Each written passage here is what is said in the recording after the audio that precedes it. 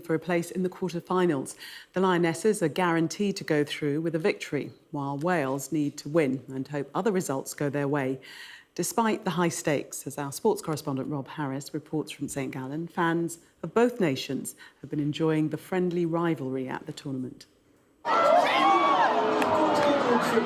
For football fans, this can seem refreshing. It's amazing and the atmosphere is just fantastic and we're all really lucky to be here as well. A bit more positive, isn't it? It feels like a more positive and a little bit more friendly. You can go and have a bit more conversation with other people. We spoke to a lot of locals today. And ahead of their group stage finale, England and Wales fans showing the friendlier feel to the Women's Euros, favoured by fans who can feel put off when crowds are more tribal, at times toxic at men's tournaments.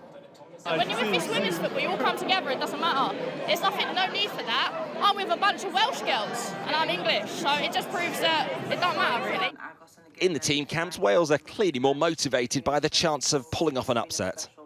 As a Welsh woman, do you want to knock England out? Of course you do. It's in our blood, it's in our DNA, and, you know, the rivalry, is, as I've mentioned, has always been there and always will be there. For the fans and everybody around there, I think the rivalry is brilliant. I think the atmosphere tomorrow is going to be great and something that we should all look forward to, but from a personal perspective, it's another really important game. And this is where the neighbours showdown will play out in St Gallen. And while it might seem improbable, it's not impossible. Wales can still reach the quarter-finals. They'll need to beat England by at least 4 goals and hope France continue their perfect record by defeating the Netherlands. England need to match the result of the Dutch, so they know a win will carry them through. But whatever the result, many fans want to savour this experience here. And a Wales fan we encountered on a sightseeing trip to FIFA HQ contrasted the experience going to women's and men's football. It's over drinking, the use of substances which shouldn't be anywhere near a football ground, and then it's hooliganism where you won't get that at a women's game. And around the FIFA Museum, reflections on being a female fan. Men's Premier League games are just like, I would describe the male behaviour as like aggressive or like violent almost towards the home and away fans, whereas like the women's experience, like yeah, there's still that banter and like element of like home and away and competitiveness, but it's not scary or intimidating. When the Dutch marched to the match against England here during the week, their rivals were invited to join in.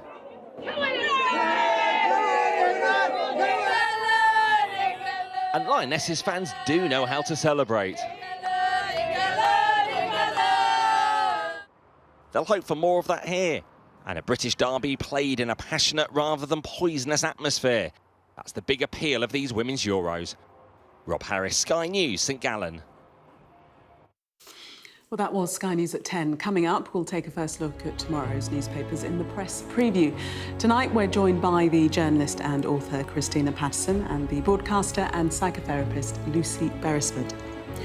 Amongst the stories we'll be discussing, this on the front of the Sunday Times. Their headline, "Child Dies with Measles as Jab Rate Plummets." We'll be right back. Do stay with us.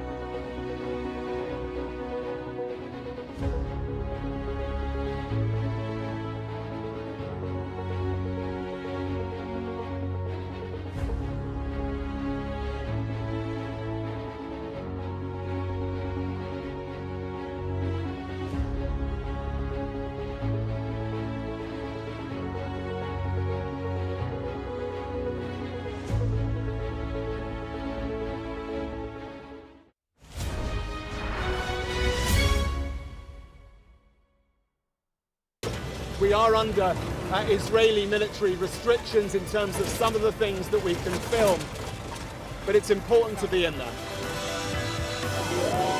What a slow drive for the president as he approaches his golf club. 4 more years! Free wherever you get your news. I'm Mark Stone and I'm Sky's correspondent based here in Washington, D.C.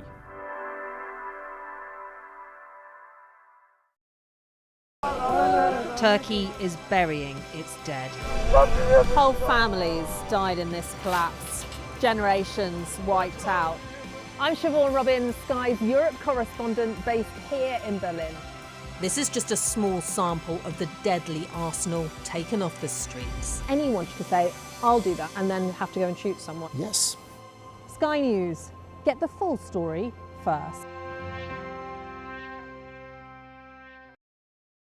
I'm Stephen Murphy and I'm Sky's Ireland correspondent based here in Dublin. The waters of Ireland and Britain should be home to great white sharks. If there are great white sharks in this area, there's no reason they wouldn't come here to feed. It's basically a buffet on a beach. This could be not only a record-breaking storm, but potentially the most dangerous storm ever to hit Ireland.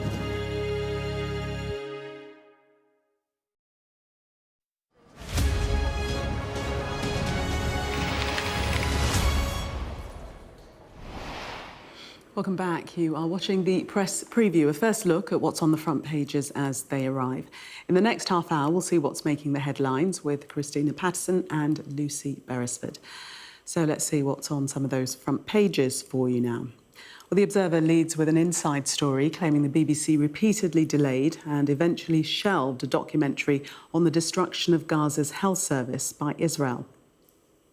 Sir Keir Starmer writes exclusively in the Sunday Express, hitting back at critics of his controversial deal with France to stop migrant boats. The Mail on Sunday discusses a secret summit aiming to strike a peace deal in the family feud between King Charles and Prince Harry. The Mirror has a picture of Princess Catherine at Wimbledon, but has an exclusive interview with the Duchess of Edinburgh and asks if Princess Sophie could be the royals' secret weapon. The Sunday Telegraph leads with a government-backed report that says anti-Semitism is rife amongst the middle classes, with Jewish people experiencing racism in the NHS, education and the arts. The Sunday Times says a child has died with measles in Liverpool, where 1 in 4 are not vaccinated, prompting new warnings over the virus. The Sun on Sunday reports on allegations it says have been made on the set of TV show EastEnders. And the Star on Sunday worries about the prospect of bots taking over our boozers as publicans embrace artificial intelligence. Well, we are joined tonight by journalist and author Christina Patterson, along with broadcaster and psychotherapist Lucy Beresford. Welcome to you both. Let's start with the worrying story on the front of the Times, the measles, the child that's died.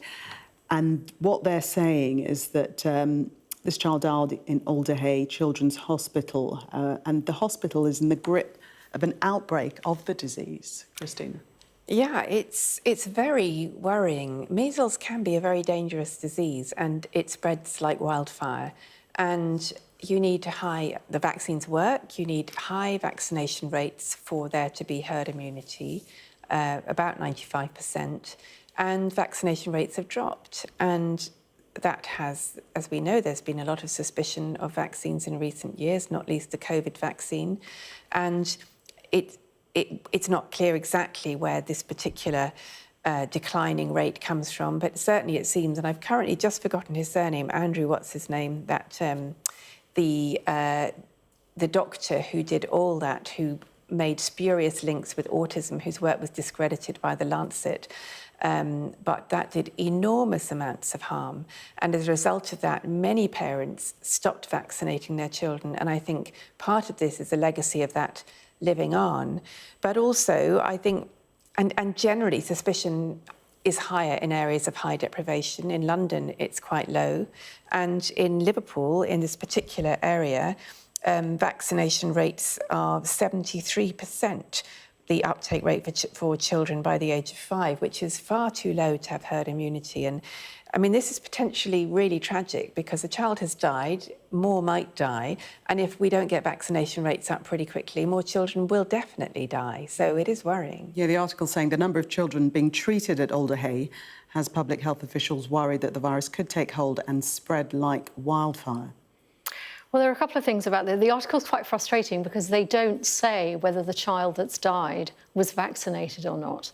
But it did have measles, and that's the key, that actually this is a very strong illness. It affects not just children, but also particularly if you're pregnant. I mean, we know that German measles is very dangerous to women in pregnancy, but also measles is as well, and it can impact, you know, whether your baby goes for full term or whether it's, you know, low birth weight or whatever. So the ramifications within the community are more than just children. And what the paediatricians are saying is, because they've got at least 16 people in Alder Hey alone, that's one hospital in one city in the country, they do worry that actually this could be spiralling out of control in other cities. But as Christina says, there is a question mark, or there has long been a question mark over vaccinations for children, which only intensified during the COVID pandemic. And if you've got people like Robert Kennedy in America, who are notoriously anti-vax, talking not just about not having vaccinations, but actually promoting people in senior positions who hold similar views to him, you can understand how a situation could take hold in a country like this, where, as I say, that you need that 95% vaccination rate for herd immunity. But what you've got in really major cities and conurbations like London and Liverpool is that it's down to maybe only 1 in 4 who are not vaccinated at all, and that just is a ticking time bomb, really. Yes, Alder Hey, to combat the low vaccination rate, they've started to vaccinate children in their A&E department and those that might have missed out on the jab. So they're obviously taking moves to get that rate up. Let's turn to the Telegraph, Christina, and this report done into anti-Semitism, finding that Jewish people in the UK are suffering increasing prejudice in professions, cultural life and public services. Yes, this is a very worrying report. It was commissioned, co-authored by Lord Mann and by Penny Mordaunt, who's now Dame Penny Mordaunt, former Defence Secretary, and it's come up with some very, very worrying findings. I have to say I'm not all that surprised by them because I've heard so many reports about increases in anti-Semitism, particularly since the 7th of October, but before that as well. And I think that among the things that have been mentioned have been very high rates of anti-Semitism in the NHS. The board, I think the report was commissioned in conjunction with the Board of Deputies of Jews. There have been masses of reports of increases in anti-Semitism. And I've met and come across many Jewish people who have felt very unsafe since 7th of October. And I think very few people in this country support what's happening in Gaza at the moment. I mean, it has been horrific.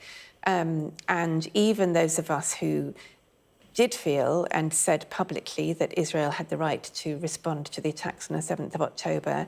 And, you know, I personally lost a friendship with one of my closest friends who's a Muslim through saying that. And I've in fact also lost a friendship with a Jewish friend because I've not been 100% consistent, I don't support what Netanyahu is doing. But you cannot conflate being Jewish with supporting the Israeli government, and clearly that's what many, many people are currently doing. So I think this is a very worrying report, and there are various measures that have been suggested in response to it. One is giving people basic training in their workplace about anti-Semitism, which I think probably isn't a bad idea, and generally people have taught in universities about Jewish students seeing their teachers on demos promoting the Antifada. The Antifada is violent attacks on Israel. Nobody should be promoting violent attacks on anybody in a public place or a private place. So it is alarming, and I do hope that people, action will be taken as a result of this. And what is quite alarming about the report is that it's pervasive, isn't it? It's all areas of society. They're saying that the health service found many Jewish employees within the NHS felt that issues in their workplace were being swept under the carpet. Yes, and that's why the headline is slightly misleading in a way, because it isn't just rife amongst the middle classes.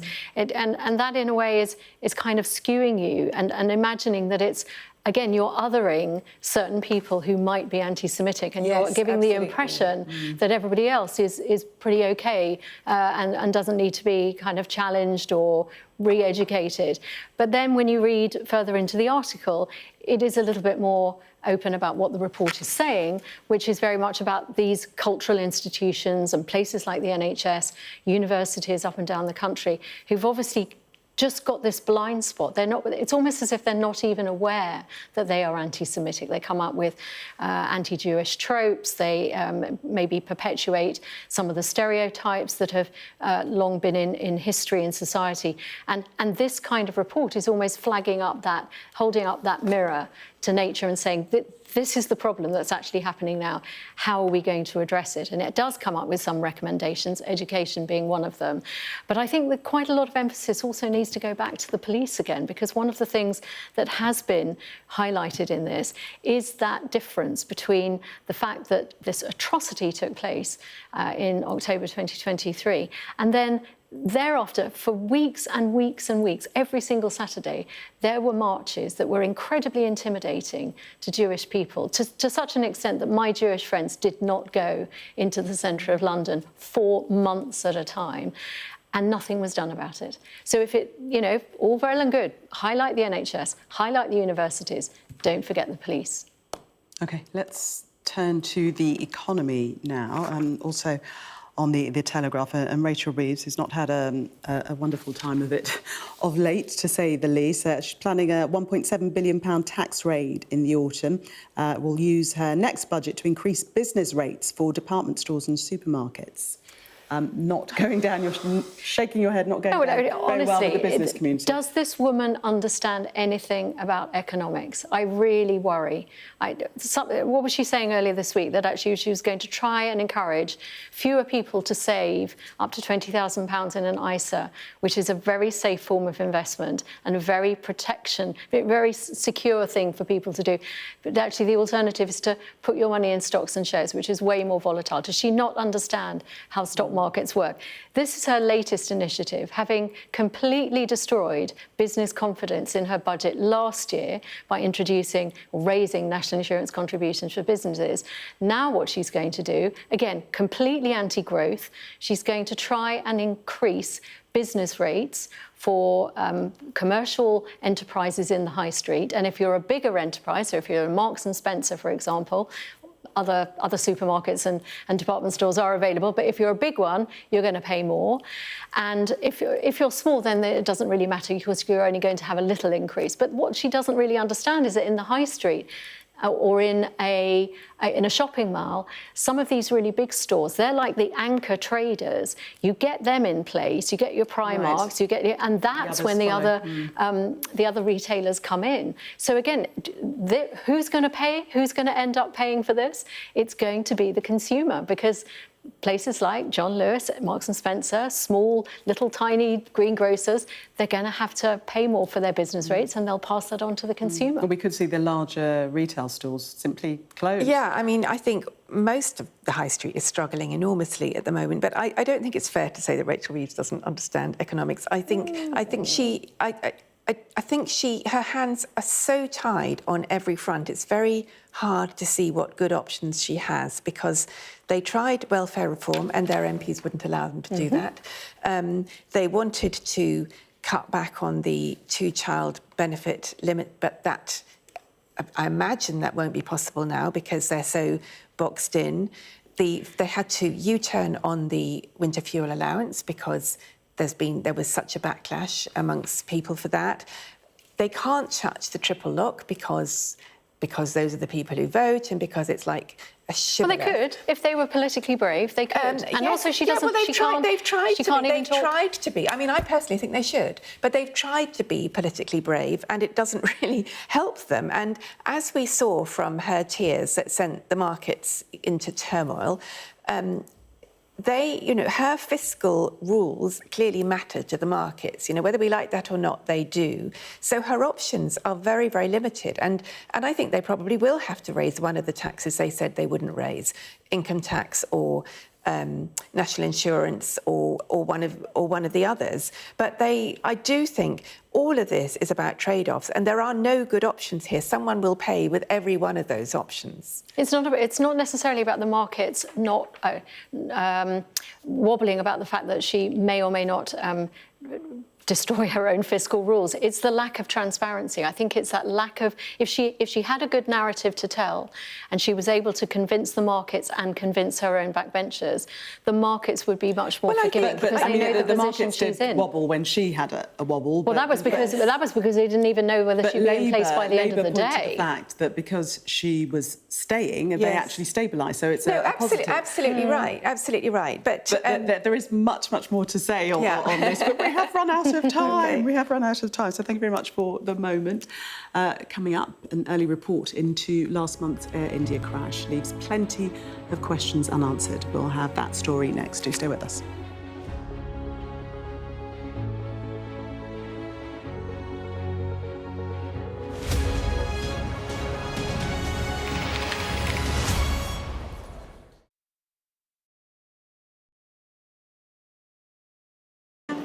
Pushing forward, trying to get people to disperse.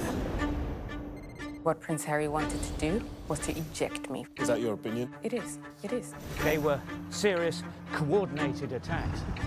It's an entire generation that will have to contend with the horrifying impacts of this conflict. The number of patients is increasing. It's been quite some day. Hey, what country are you from? The UK. Why don't you go back to your country? You've gone viral. I've ever had such a reaction. It's just incredible.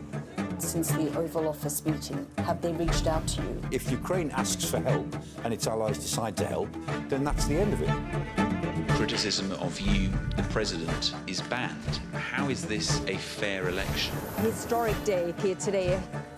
Beth Rigby from Sky. You said to people, I'm not coming back for more, but you have come back for more. There could be some more painful decisions to come. Thank you. Thank you.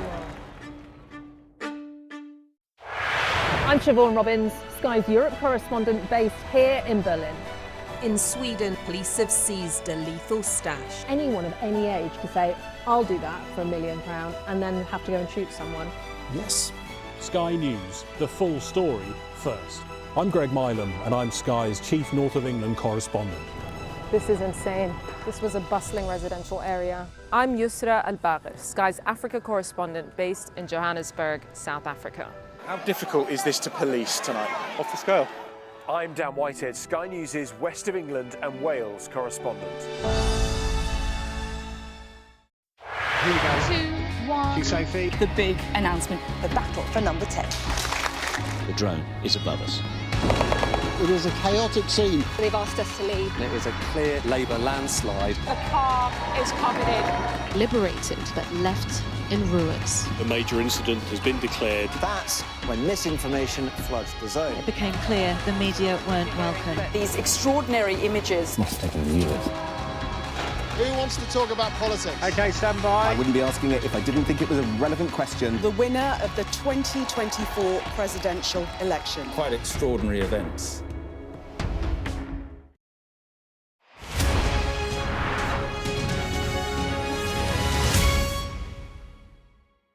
Our app gives you the very best of Sky News wherever you are. Breaking news, videos and analysis. Evidence of the crisis. Podcasts, watching us live. Live here from Washington. Wherever you get your podcast. All in one place. And all at just the touch of a screen. The Sky News app. Get the full story first.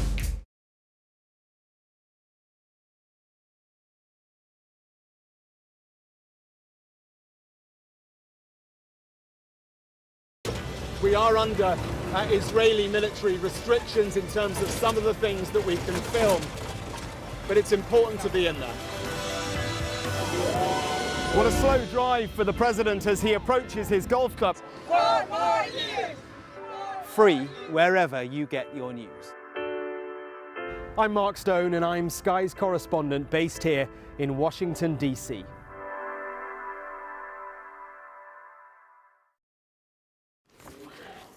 Welcome back. You are watching the Press Preview. Still with me, journalist and author Christina Patterson and broadcaster and psychotherapist Lucy Beresford. Let's have a look at the Times front page, and this is regarding the preliminary report into the Air India crash in which 260 people were killed.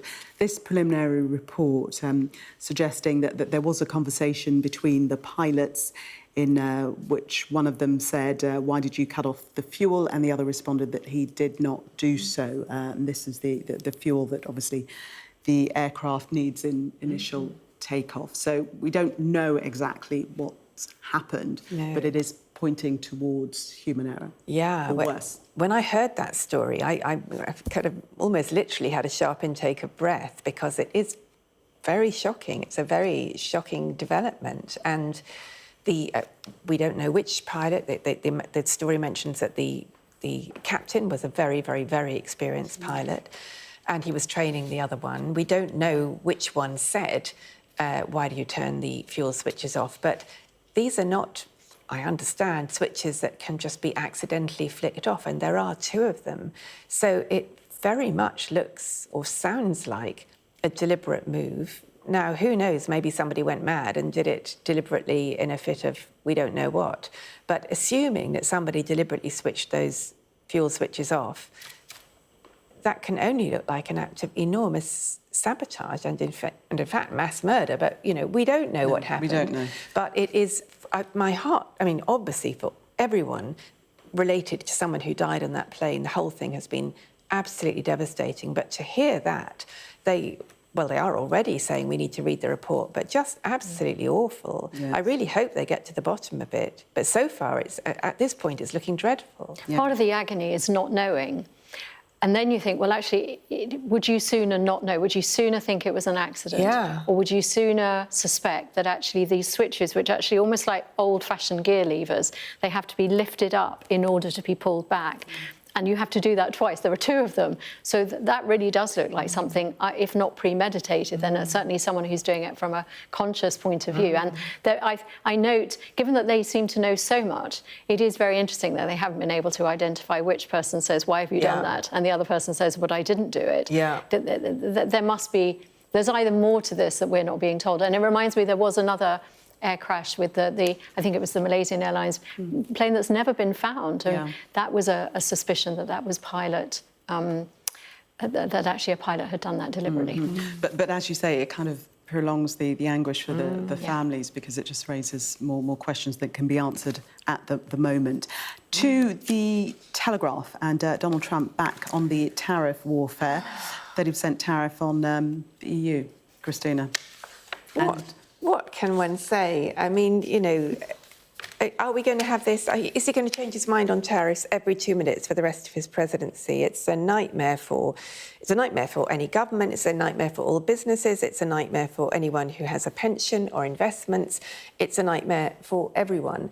The kind of angle that the Telegraph, Brexit-supporting paper, have given it is that Trump's 30% tariff that he said he's going to impose on the EU is proof that Brexit works. I mean, that takes a little bit of kind of ingenious manoeuvring to get to that point. But of course, Marc Francois, the ever faithful Brexit supporter, has dug this out as a bonus of Brexit. And since there have apparently been absolutely no others, I can see why and as you they might want to claim it. The Telegraph pointing out that the tariffs are more than those imposed on Brexit Britain. We sadly have run out of time. We'll see you again in the 11 o'clock hour. Thank you both. Turkey is burying its dead. Whole families died in this collapse. Generations wiped out. I'm Siobhan Robbins, Sky's Europe correspondent based here in Berlin. This is just a small sample of the deadly arsenal taken off the streets. Anyone could say